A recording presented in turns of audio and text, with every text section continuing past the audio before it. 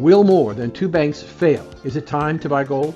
Recently, the FDIC took over two banks that were in trouble. Now we have reports that an additional 20 regional banks have in excess of $650 billion in bond losses. The Fed admits that their increase in interest rates have done little to bring inflation under control. They may well increase the amount and frequency of interest rates. Isn't it time to consider gold in your portfolio? From January 1st, 2023 to today, the price of gold is up twice as much as the S&P 500. Go to blacksandwhites.us, click on the gold bar, and reach out to Advisors Metals and ask Ira, is gold right for you? Call now. It's important.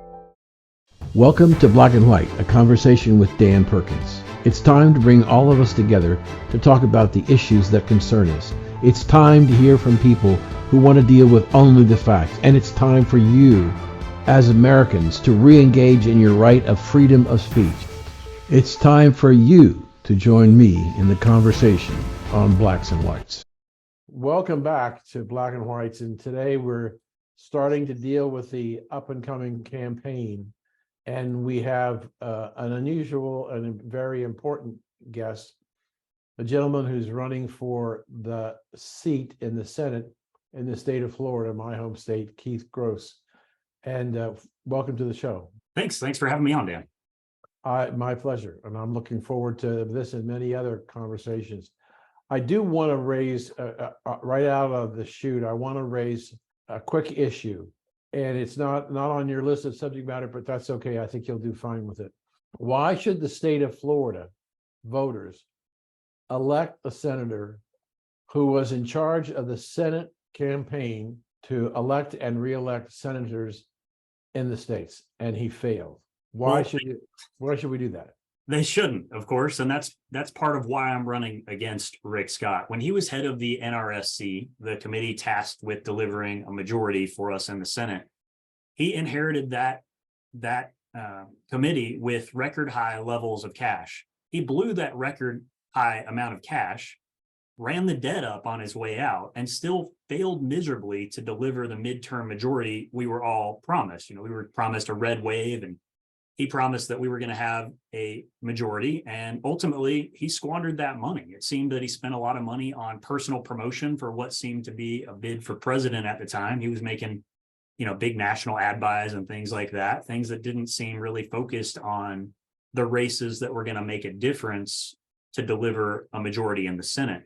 If he couldn't win those elections, I don't think he's going to be able to win the general election in the state of Florida against a Democrat who's going to be well funded by the Democrat National Party. So if Rick Scott is our nominee for Republican Senate, we will lose this seat to the Democrats. And that's part of why I am running against him in the upcoming primary. As you also know, Dan, when he was head of the NRSC, the other thing he did that really harmed our ability to get a midterm majority was he published an 11-point plan to save America, as he put it. A couple of those points included raising taxes on hardworking families, and the other one was a proposal to sunset Social Security, which turned off a lot of voters. That sort of political baggage is going to make sure that he loses the general election if he's the nominee. So, like I said, that's why I'm running, to make sure that doesn't happen. Terrific answer. I appreciate that, because the perception about Florida is that it's a place that people go to retire to, and it's an elderly state. And I don't believe I believe that there are a lot of people that are coming to Florida out of the upper Midwest and the East to get away from the blue states, but they're not all necessarily over 65. There's a tremendous growth going on in the state, and I just think that I agree with you. He didn't do a very good job of promoting what could be accomplished in Florida. The other thing I wanted to ask you, and I'm going to go 180 degrees the other direction now. I write for, on a rotating basis, 35 to 40 blogs, and I have Black and White network, both radio and television. So I write a lot of commentary. The one thing that I've been writing about more than anything else is a fear that I have about the Republicans in the 2024 election are not paying attention to what's going on in the Black community. What I mean by that, I believe that the Democrats are going to use reparations as a major campaign issue in 2024. We have the left introduced legislation in the House of reparations to the tune of $14 trillion to be paid. And when I talk to a lot of conservatives and Republicans and independents, when we try to have a serious conversation about reparations, they laugh. It's never going to happen. But it doesn't have to happen in order for it to be effective in the Black community. I saw recently in California a hearing of the Reparation Commission at the state level.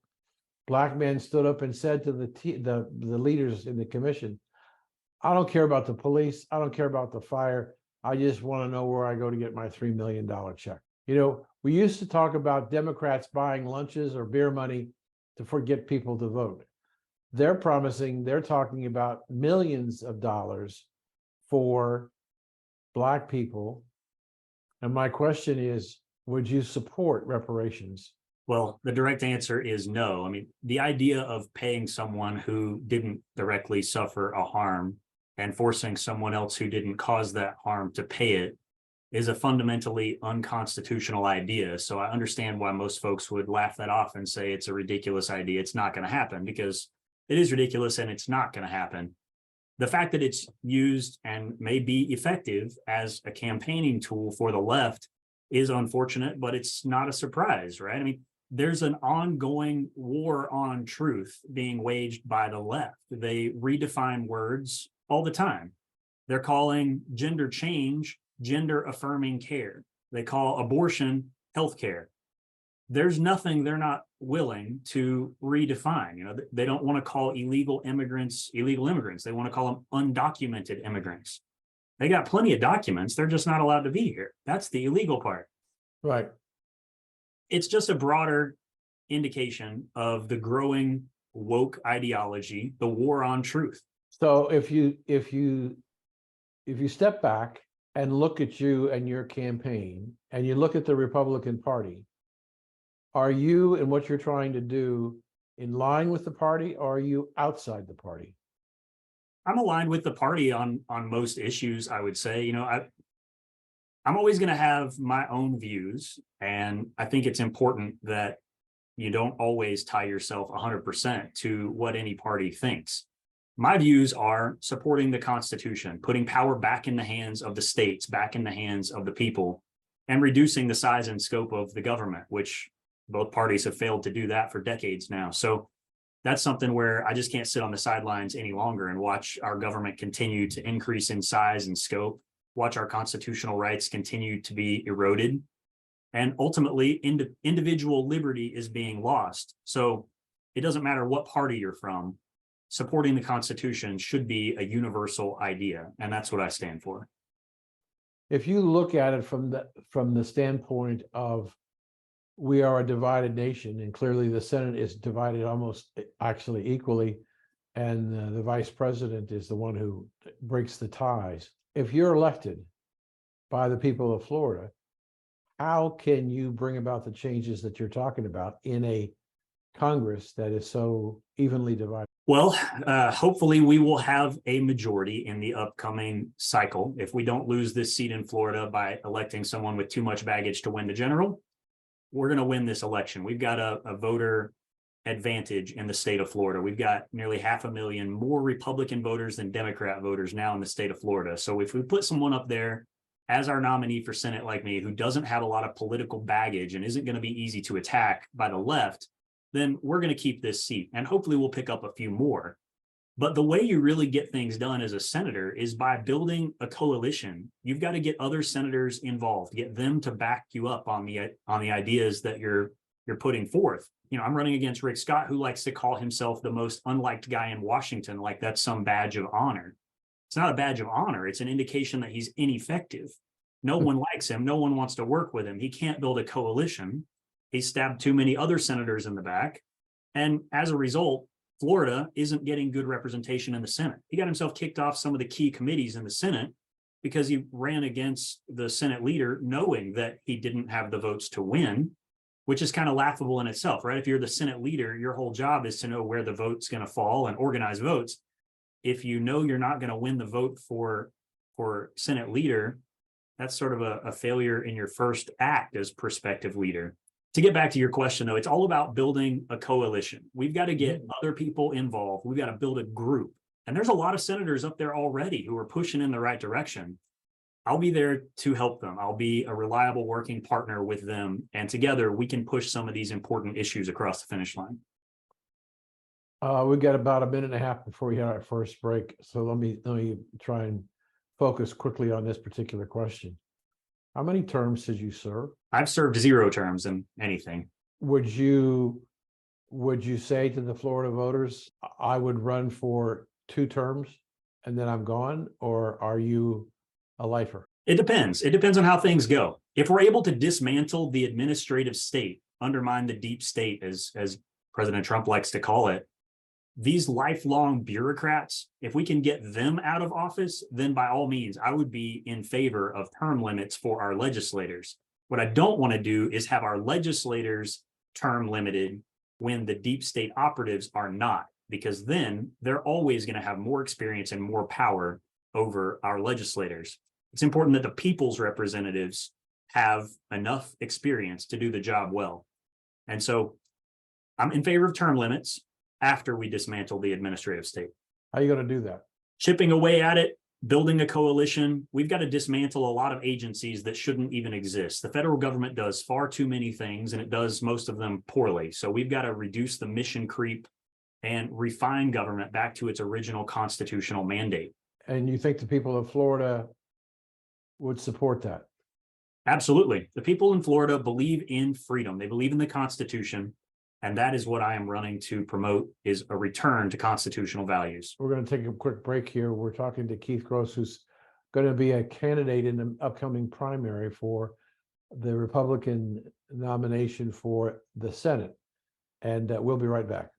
Inflation for most people is causing them to use their credit cards to try and make up for income shortfalls. How big is this problem? In the second quarter of 2022, Americans added $46 billion to their credit card balances. Some of that could be you. The Federal Reserve Consumer Credit Report showed that the rate of interest on credit cards went from 14.56 to 16.65%. Those Americans struggling with credit card debt saw their delinquency rates escalate from 1.66% to 1.81%. The Cambridge Debt Consolidation Program may be able to help you reduce the interest rates by 2/3 and cut your time to pay off the debt from 30 years to as little as 5 years. If you're struggling and you want professional and objective help getting your credit house in order, then call 1-855-435-2066 or go. Welcome back to Blacks and Whites, and we're talking to Keith Gross, who's going to be running in the primary for the Republican nomination for the United States Senate.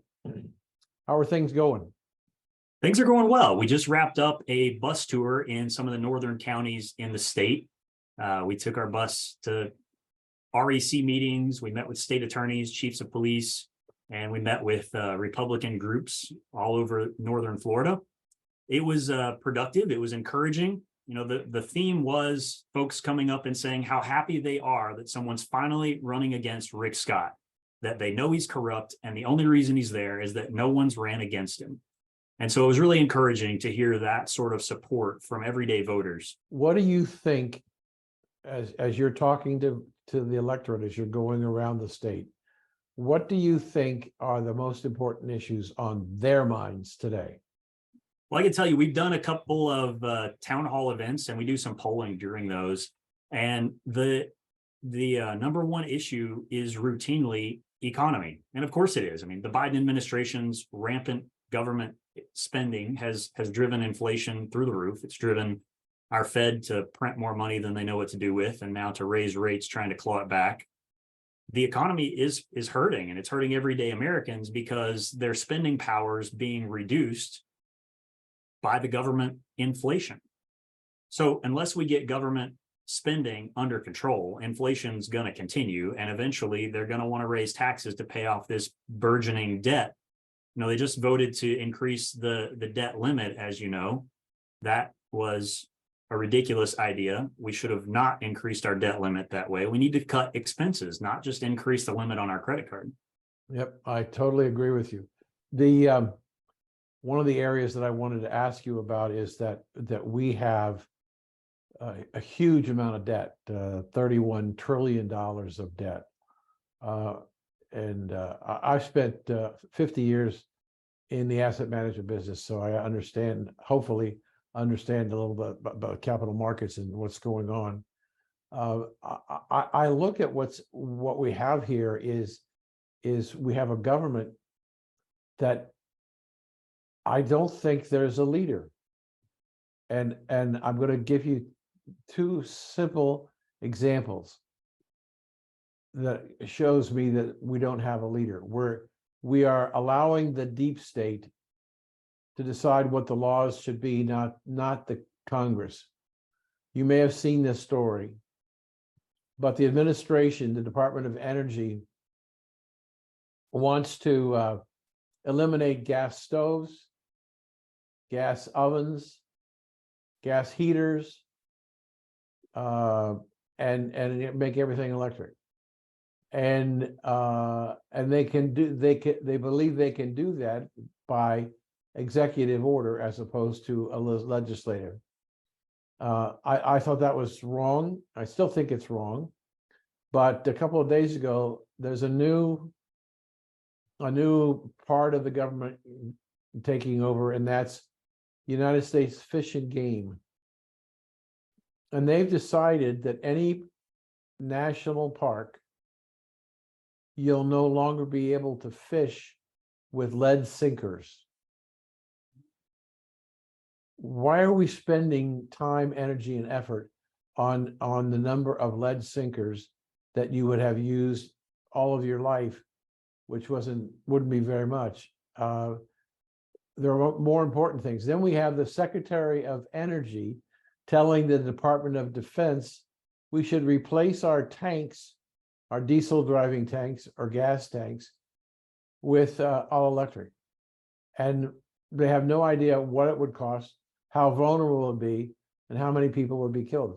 So we've got all these fiefdoms throwing out these legislation that isn't passed by the Congress, using administrative orders, and they're making our life more and more uncomfortable and complex.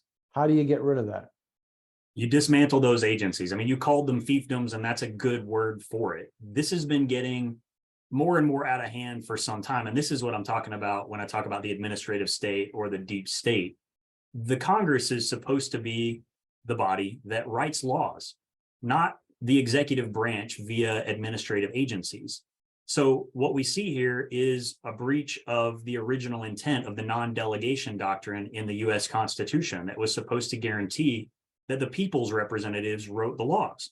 Instead, that's been delegated in a blank check format. You know, look at the Energy Department. They are funded and told, go and promulgate regulations as you see fit, basically. And they do ridiculous things like trying to ban people's stoves. And it goes back to what I was saying before, that our government has just involved itself in every aspect of our lives through endless mission creep. And unless we start to bring that back to some core issues, we're going to have a real hard time in the future, because none of these administrative folks want to give up their part, their little fiefdom. We're going to have to gut that from the legislative branch by eliminating funding and forcing them to put that power of the legislating back into the hands of the people's representatives. Now, we have a situation right now where the Supreme Court has actually agreed to take on a case for next term of fishermen who are being ordered by Fish and Game and Natural Resources to pay the cost of inspectors from the private sector who are on the boats to making sure that they're doing the right thing. And the basis for the suit is that the government is reaching beyond what it should be doing in terms of influencing or making laws without the legislative process. If that is going to be heard next term, if that were to come out and the Supreme Court would decide that these agencies have gone too far and they have to cut back, that could be a tremendous catalyst for dramatic change within the operations of the government. Sure. And we've seen some pushback from the Supreme Court already. Recently, there was a case where the EPA essentially defined ephemeral, temporary puddles and streams in farmers' fields in the middle of America. They were defining these little puddles as navigable waters of the United States. They were just stretching the meaning of the original Clean Water Act beyond any logical comprehension. And the Supreme Court's pushed back on that. We saw just yesterday, there was a vote in the US Senate. The House kicked it back and said it was improper and they wanted to overturn it, but the Senate did not. The pistol brace rule promulgated by the ATF. So that's something that they couldn't get past. They couldn't ban these plastic braces that don't do anyone any harm. They couldn't ban that through legislative action. It wouldn't have made its way through Congress.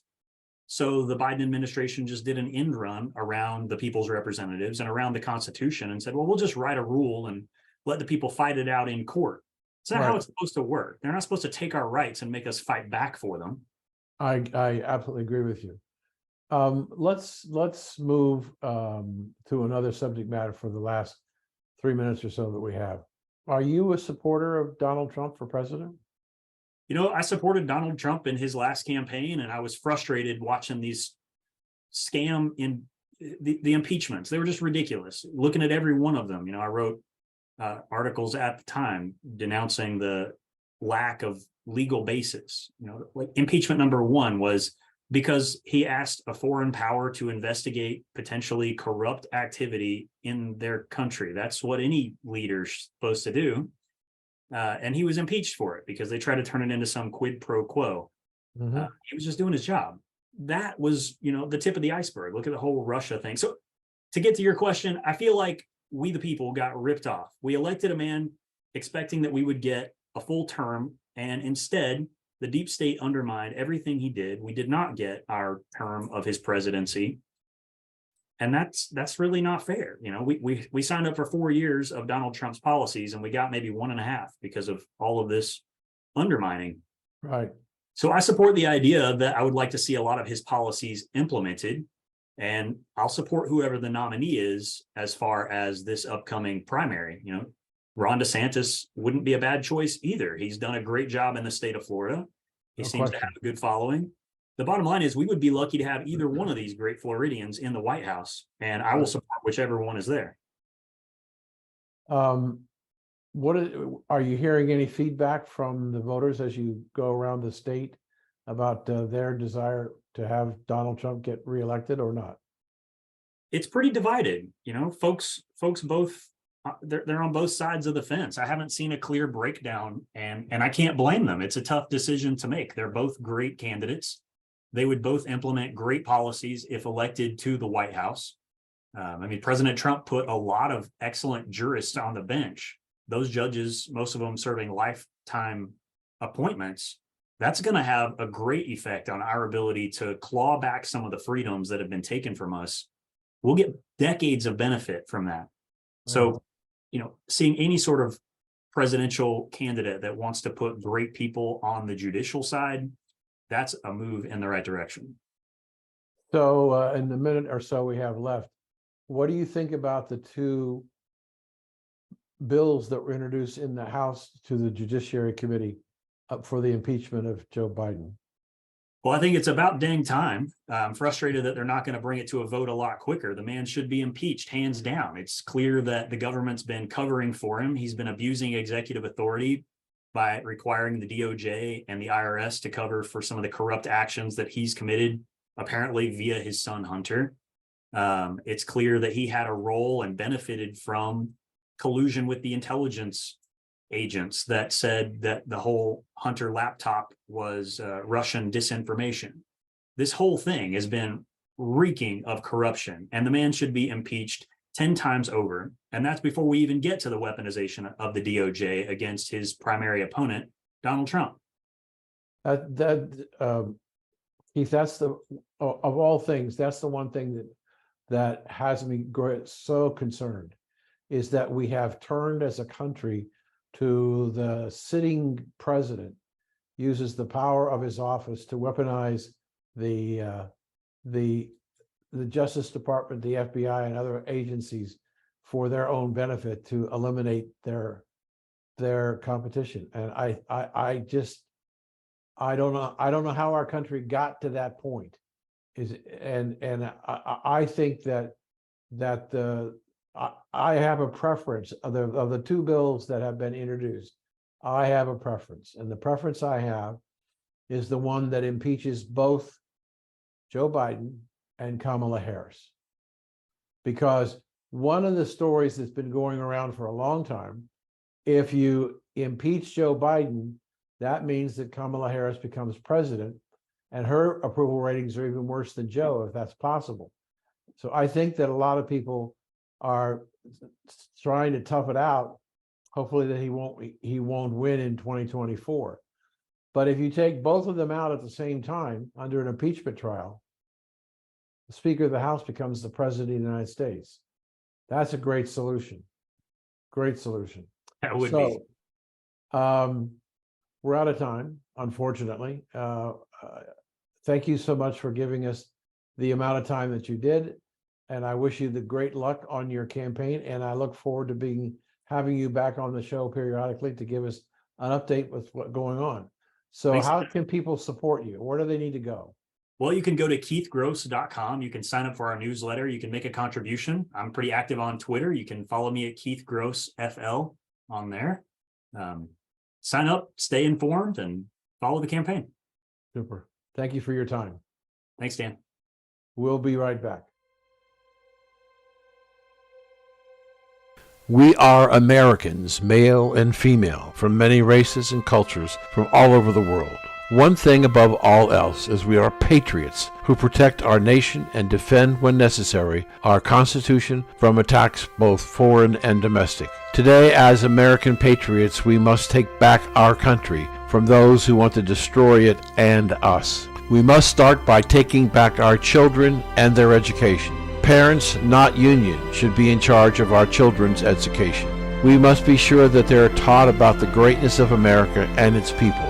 Our children should not be indoctrinated with the belief that parents are racist and are evil and trying to destroy the world. As patriots, we must take back our country from foreign nations who want to destroy us and our way of life. Yes, as patriots, we want America to be first. We want an open and fair trade policy, energy independence, safe cities, and secure borders where we can grow and prosper as a nation of free people. Become an American patriot. Help take back America by voting Republican. Thank you for joining us today, and we'd like to hear your comments or questions. So go to bwradionetwork.com. That's bwradionetwork.com and give us your questions or comments. And thanks for joining us today.